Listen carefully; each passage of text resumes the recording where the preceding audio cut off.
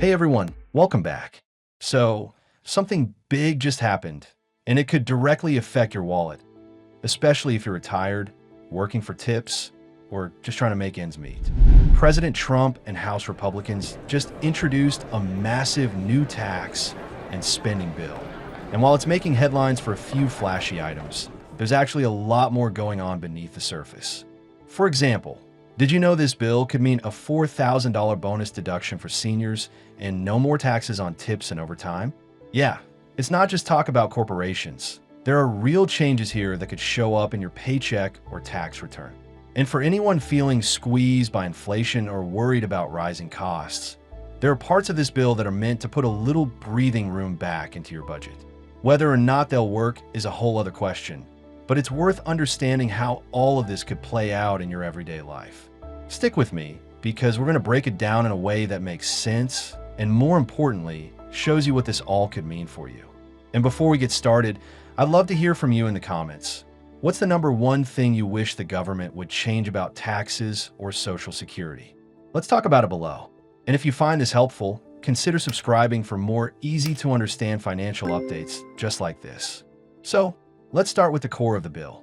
A lot of people remember the 2017 Trump tax cuts. They lowered income tax rates, increased the standard deduction, and changed the way a lot of businesses were taxed. Well, those cuts are set to expire at the end of 2025. If nothing happens, most Americans would actually see their taxes go up. Now, this bill is trying to prevent that by not only extending the cuts, but expanding them. For example, the standard deduction would go up by $1,000 for single filers and $2,000 for married couples. That might not sound like much at first, but it's actually meaningful. A higher standard deduction means less of your income gets taxed at all. So, if you're already stretched thin, this change would help lower your taxable income. And that could mean a smaller tax bill come April. And the bill also increases what's called the pass-through deduction for small businesses and freelancers. Right now, if you're self-employed or run a small business, you might be able to deduct 20% of your business income. This new bill bumps that up to 23%. That is a solid break for a lot of gig workers, independent contractors, and mom-and-pop shops. But maybe the most talked about parts of this bill are the populist tax breaks. These are changes meant to feel more personal and immediate, like the provision that would make tips tax-free. Yes, really. If you're a server, bartender, hairstylist, basically anyone in a tip profession, you wouldn't have to pay federal income tax on that tip money anymore.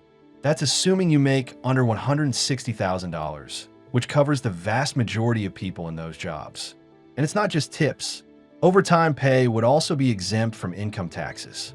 Now, keep in mind, that doesn't mean you won't still pay Social Security and Medicare taxes. Those are different. But for regular income tax, that extra time you put in at work could come with a lighter tax load. The idea here is to reward work, to send a message that if you're putting in the hours, you should keep more of your paycheck. It's a smart political move, but also one that could have a real impact on take-home pay for millions of people. So then, what does this mean if you're a retiree or getting close to retirement? Well, this bill introduces something called a $4,000 senior deduction. It's a bonus standard deduction for people aged 65 and older. And honestly, this part caught my attention, because while Trump had previously floated the idea of eliminating taxes on Social Security altogether, which is not in the current bill, this $4,000 extra deduction is something. It doesn't wipe out taxes on Social Security, but it could lower your taxable income enough to reduce how much you pay, especially if you're living on fixed income from retirement, pensions, or Social Security checks. The deduction does phase out at higher income levels, so it's really aimed at middle income and lower income seniors. People who are trying to stretch every dollar to cover medical bills, groceries, housing, and other rising costs. And speaking of rising costs, there's a new tax deduction for car loan interest, but there's a catch. It only applies if the car is made in America. You could deduct up to $10,000 in interest, which could be a big help if you just bought a new vehicle and are staring down a hefty monthly payment. But again, this benefit phases out for high earners. The bill tries to keep most of these breaks focused on what they're calling working class Americans. Now, another piece that's been getting attention is something called MAGA accounts. These are savings accounts for kids under the age of 8. Each child would get $1,000 automatically, and families could put in up to $5,000 per year tax-free. The money can be used for things like education, buying a home, starting a business, or job training. This part feels like a response to baby bonds, a concept that's been floated by Democrats, where kids get government-funded accounts to help close the wealth gap. But MAGA accounts have a conservative twist. They're framed more around personal responsibility and entrepreneurship. So, if you're a parent or grandparent thinking about your child's future, this is one to watch. Also, let's talk quickly about something that's creating some drama inside the Republican Party: the SALT deduction cap. SALT stands for state and local taxes. Back in 2017, the deduction was capped at $10,000. That meant if you lived in a high-tax state like California or New York, you couldn't deduct all your state and local taxes from your federal taxes anymore. The new bill raises that cap to $30,000, but only for people making under $400,000. That's an improvement, but not everyone's happy. Some lawmakers want the cap gone completely.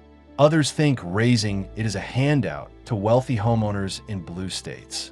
So there's a real tug-of-war happening on this issue, and it could affect whether the bill even passes. Another thing to keep an eye on is how this bill handles green energy, or rather, how it rolls a lot of it back. Subsidies and tax credits for electric vehicles, wind, and solar energy would be cut or phased out. Instead, the bill shifts focus back toward traditional industries like manufacturing and defense. So if you're planning to buy an EV and we're counting on that $7,500 tax credit, that might be going away. And then there's something pretty new: a proposed 5% tax on money being sent overseas through remittances. That wouldn't apply to U.S. citizens, but it would apply to many immigrants sending money to family abroad. Some critics are saying this part could create tension or hit already vulnerable workers hard, but Republicans are pitching it as a way to raise revenue and keep more money inside the U.S. economy. Oh, and one last thing: universities with massive endowments are being targeted too. The bill would tax their investment income at a much higher rate, jumping from about 1.4% to up to 21%. That's a big leap. Lawmakers argue that some elite colleges have gotten too powerful, politically biased, and unaccountable, and they want to see that money being put to use in a different way. Now, to avoid a government shutdown or debt default, the bill also includes a $4 trillion increase to the debt ceiling. That's a huge number, but it's meant to give Congress breathing room without more last-minute standoffs. It's not the flashiest part of the bill, but it's one of the most important to keep everything running. So then, where does this all leave us? Well, some parts of this bill are clearly designed to appeal to everyday Americans, especially workers, retirees, and families. Whether it's tax-free tips, that bonus deduction for seniors, or new savings tools for kids, there are pieces here that might help you keep more of your money. At the same time, the bill is massive and not without controversy. It rolls back clean energy support, introduces new taxes on remittances, and offers big benefits to businesses and higher education reform that some people think go too far. And then, what does this mean for you? That depends on your age, your job, your family, and where you live. But here's the bottom line: your taxes could be changing in a big way very soon. So what do you think? Would you benefit from tax-free tips or a higher deduction if you're retired? Are MAGA accounts something you consider using for your kids? Drop a comment below. I love hearing how all of this actually connects to your lives.